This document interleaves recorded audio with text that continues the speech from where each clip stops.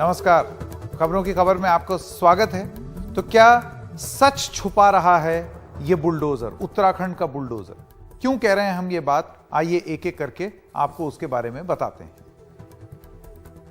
तो पुलकित आर्या पर आरोप क्या है आपको वो बता दें। यौन संबंधों के लिए महिलाओं पर दबाव बनाना, रिजॉर्ट में लड़कियों का बिना एंट्री प्रवेश कराना, रिजॉर्ट में ड्रग्स के इस्तेमाल की पूरी छूट होना, रिजॉर्ट में मेहमानों को अवैध ड्रग्स पेश किया जाना, ऐसा आरोप लगा है।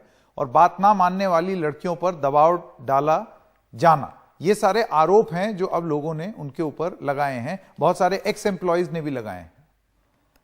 एक बड़ा सवाल यह उठ रहा है कि क्या सबूत मिटाए गए हैं? क्या अगर रिजॉर्ट तोड़ा ना जाता तो जांच में मदद मिलती? चैट ऑडियो से यह साफ हो रहा है कि अंकिता सुरक्षित महसूस नहीं कर रही थी। अंकिता पर यौन संबंधों के लिए दबाव बनाया गया, ऐसा जो पुलिस की जांच है वो इस दिशा में की जा रही है। रिजॉर्ट के पूर्व कर्मचारियों, और यह बहुत महत्वपूर्ण पॉइंट है, रिजॉर्ट के पूर्व कर्मचारियों ने ड्रग्स इस्तेमाल की खुली छूट की बात कही है। पूर्व के स्टाफ ने यह भी बताया कि लड़कियां बिना एंट्री के आती थीं, रजिस्टर में एंट्री नहीं होती थी, और अगर सवाल जवाब किया जाता था विरोध करने पर पूर्व कर्मचारी अपमानित किए जाते थे और उनको धमकियां मिलती थी कि आपके खिलाफ जो है वो चोरी का आरोप लगा देंगे, जेल में सड़ जाओगे। एक पूर्व कर्मचारी के मुताबिक धमकी मिलने पर वो जान बचाकर वहां से भाग गया।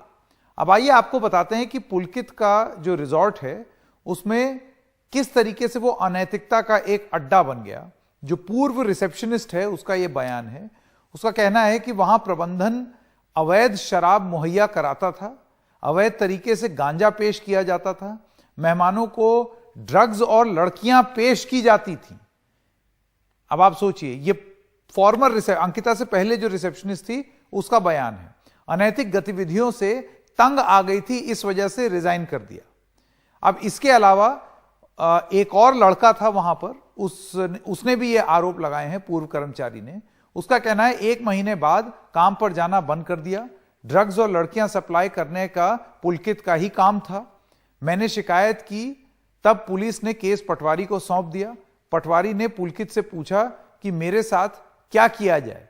मुझे गालियां और धमकियां दी गईं, मुझे माफी मांगने के लिए मजबूर किया गया। मेरे माफीनामे के जरिए उन्होंने मुझे ब्लैकमेल किया और खतरे को भांपते हुए मैं वहां से निकल गया। तो जिस तरीके से आप देख सकते हैं, अब एक एक करके बहुत सारे एक्स एम्प्लॉइज उस रिजॉर्ट के बाहर आकर के ये सारी बात बोल रहे हैं। इसका मतलब यह है कि वो रिजॉर्ट अपने आप में बहुत सारे सबूत समेटे हुए था, लेकिन जब रिजॉर्ट पर बुलडोजर चला और वहां आगजनी हुई तो आप सोचिए कितने सारे सबूत मिट गए होंगे। जैसे कि एंट्री रजिस्टर, उस रजिस्टर में नाम होते, अंदर मौजूद अहम सीसीटीवी फुटेज, जो कि इस पूरे जो कार्रवाई थी बुलडोजर की, उस कार्रवाई में वो तहस नहस हो गया। उसका वो जो डिब्बा है जिसमें रिकॉर्डिंग होती है, पता नहीं वो पुलिस के पास है या नहीं। अंदर आने वालों का इलेक्ट्रॉनिक सबूत, वीआईपी मेहमानों की ओर जो इशारा किया जा रहा है कि कौन ये वीआईपी मेहमान थे, इसके बारे में आपको पता ही नहीं चल पाएगा क्योंकि सीसीटीवी कैमरा गायब हो गया। तो आइए अब इस पर बात करने के लिए, और इसी वजह से हम ये सवाल पूछ रहे हैं कि क्या यह अन्याय का बुलडोजर है? क्या अंकिता को न्याय देने के बजाय अन्याय किया है इस बुलडोजर ने? मैं स्वागत करना चाहता हूं हरीश रावत का, पूर्व मुख्यमंत्री उत्तराखंड के। पहला सवाल मेरा, आपको लगता है कि एविडेंस डिस्ट्रॉय हुआ है? जी, अभी तक तो बिल्कुल यही लग रहा है, और बहुत सिस्टमैटिक तरीके से एविडेंसेस को जो है डिस्ट्रॉय किया जा रहा है। पहला जो बड़ा मामला है, आप जानते हैं, जहां क्राइम का जो संभावित एक सीन है, जहां वो रह रही थी लड़की, जहां उसके साथ शंका है लोगों को कि मारा गया है या वो किया गया है, तो वो उसको बुलडोज कर दिया गया, बुलडोजर चला दिया गया और उसको आग के भी हवाले किया गया। मुझे ये बताइए हरीश जी, आपको लगता है कि ये बुलडोजर चलाया इसलिए गया कि लोगों तक कानून का हाथ ना पहुंच सके? भाई सबूत ही नहीं रहेगा तो लोग बच जाएंगे। आपको लगता है किसी बड़े इंसान को बचाने का प्रयास है? कोई भी सामान्य व्यक्ति इस बात को समझ सकता है कि उस रिजॉर्ट में कुछ सीसीटीवी कैमरे लगे होंगे, जहां वो लड़की रह रही थी, जहां वो काम कर रही थी, वहां कुछ साक्ष्य होंगे, कुछ मोबाइल इत्यादि भी हो सकते हैं, कुछ और ऐसे क्राइम को प्रूव करने वाली चीजें हो सकती हैं। जब उसमें बुलडोजर चला दिया जाए बिना इन्वेस्टिगेशन के पूरा हुए, और उसमें आग भी लगाने की कोशिश की जाए, तो इससे यही तो साबित होता है कि एविडेंसेस को नष्ट करने की कोशिश हो रही है। और ये एक दिन की कोशिश नहीं है। देखिए, इसमें जरा सा सीक्वेंस में जाइए। 18 तारीख को उसके पिता आते हैं, उन तक सूचना मिलती है कि उनकी लड़की को मार दिया गया है। वो कहते हैं मेरी लड़की को मार दिया है, मेरी एफआईआर दर्ज की जाए। 18 तारीख से 4 दिन लग जाते हैं पुलिस को, जो अभियुक्त है, आप जिसको पकड़ा गया है या जो अभियुक्त गण हैं, उनको अरेस्ट करने में। और इस झगड़े में कि ये रेवेन्यू पुलिस है या लोकल पुलिस है, मतलब राजधानी के इतने नजदीक एक क्राइम हो रहा है और उसमें कहीं से कोई संज्ञान ही नहीं लिया गया। 4 दिन अरेस्ट करने में लग गए। 6 दिन जो है उस लड़की के लाश को निकालने में। सारी दुनिया को मालूम है कि उसको चिल्ला बैराज के अंदर डाला गया है। तो 6-7 दिन लग जाते हैं उस बॉडी को रिकवर करने में। पानी में जो है यदि कुछ बलात्कार इत्यादि की किसी वो भी होंगे तो वो भी ताकि खत्म हो जाए। संभावना है या ये उम्मीद की गई होगी कि बैराज के साथ फ्लश आउट हो जाएगी तो पता ही नहीं चलेगा, मामले का बॉडी मिल ही नहीं पाएगी। कोई न कोई कुछ इंटेंशन रहा होगा, उसमें भी एक डेलिब्रेट डिले समझ में आती है। और पुलिस जिस दिन हैंडओवर करती है क्रिमिनल्स को, जुडिशियल कस्टडी में भेजने की बात करती है, रिमांड नहीं मांगती है। और अभी तक भी रिमांड मांगा गया नहीं मांगा गया मुझे नहीं मालूम है, क्योंकि एविडेंस जुटाने का काम तो पुलिस ही करेगी। और पुलिस क्रिमिनल्स के साथ कोई बातचीत ही नहीं, उनको पूछताछ ही नहीं कर रही है। कोई जो भी पुलिस के तरीके हों, कहीं से भी जो है कुछ एविडेंसेस को कलेक्ट करने की कोशिश नहीं हो रही है। एक मोबाइल की चर्चा बहुत है, वो अभियुक्त का मोबाइल था। अभियुक्त कहता है कि वो लड़की ने कहीं फेंक दिया है, तो उस मोबाइल को टेस्ट नहीं हुआ है।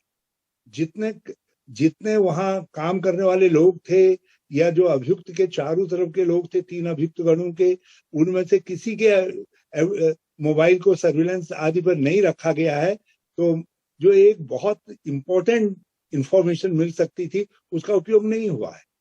लड़की ने अपने दोस्त को मैसेज में कहा कि एक वीआईपी आना है और उस वीआईपी को एस्कॉर्ट करने के लिए उसने खुद भी कहा कि एस्कॉर्ट का मतलब है उनको सेक्स कंपनी देने के लिए मुझके ऊपर दबाव डाला जा रहा है, मेरी जिंदगी नरक हो गई है, मैं कहाँ फंस गई हूँ।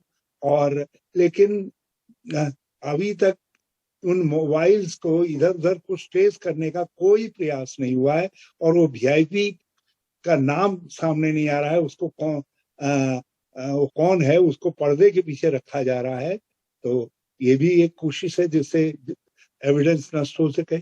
उसके पिता असरदार हैं, भाई असरदार हैं, सत्तारूढ़ दल के इम्पोर्टेंट लोग हैं, वो एविडेंसेस को खत्म करने का काम कर सकते हैं। और आप जानते हैं एविडेंसेस को खत्म करना एक बहुत बड़ा क्रिमिनल जुर्म है। अभी तक उनको डिटेंशन में लेने जैसी कोई बात नहीं कही गई। एकदम सही बात, एकदम सही बात। हरीश रावत जी, आपका बहुत बहुत धन्यवाद हमारे साथ जुड़ने के लिए। किशोर उपाध्याय, आप विधायक हैं भारतीय जनता पार्टी के, आप भी हमारे साथ जुड़ गए हैं। किशोर जी, अभी आपने हरीश रावत जी की बात सुनी होगी। उनका ये कहना है कि ये तो एविडेंस डिस्ट्रॉय करने का मामला है पूरा पूरा। सीधी सी बात है, मतलब उतने ही एरिया में बुलडोजर का चलना, देर रात में बुलडोजर का चलना, शव मिलने से पहले बुलडोजर चल जाना, उस जगह पर चलना जहां पर रजिस्टर होगा, सीसीटीवी होगा, सारी चीजें डिस्ट्रॉय हो गई।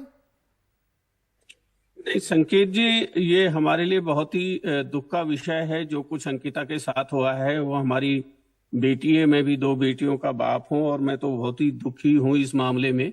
और वो भी उस धरती से जहां स्त्री और नारी विमर्श का दक्ष, जहां पर जो है मां सती का जो स्थान है, जहां से स्त्री विमर्श का एम्पावरमेंट का काम शुरू हुआ, वहां इस तरह की घटना हो तो बहुत दुखद है। लेकिन उसको राजनीतिक रूप नहीं देना चाहिए।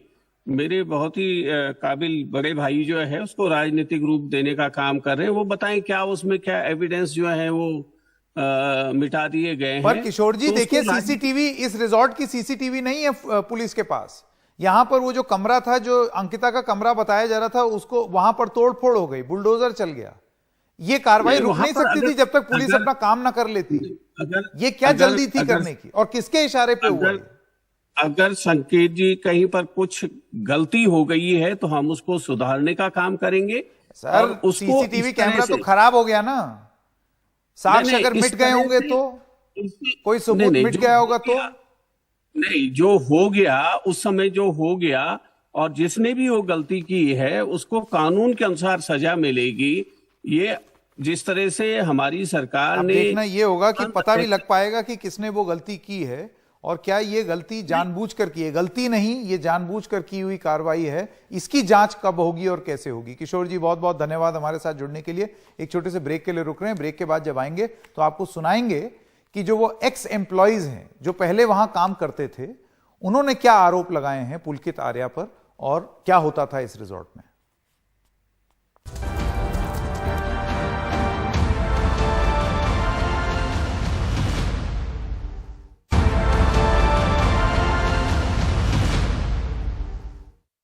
मैं मई जून में गई थी। मैं रिसेप्शनिस्ट फ्रंट ऑफिस के लिए गई थी, और क्या बोलते हैं, जब मेरी वहाँ इंटरव्यू वगैरह हुआ, जब मुझे फ्रंट ऑफिस के लिए बोला गया तो मैं वहाँ काम करती थी। रिजॉर्ट में लड़कियों के साथ बहुत घिनौनी हरकतें होती थी। वो लड़कियों को बहुत गंदी गंदी गालियाँ देता था। लड़कियाँ आती थी रिजॉर्ट से, और रिजॉर्ट में तो मुझे एंट्री के लिए मना किया जाता था कि तुम इन लोगों की एंट्री नहीं करोगी।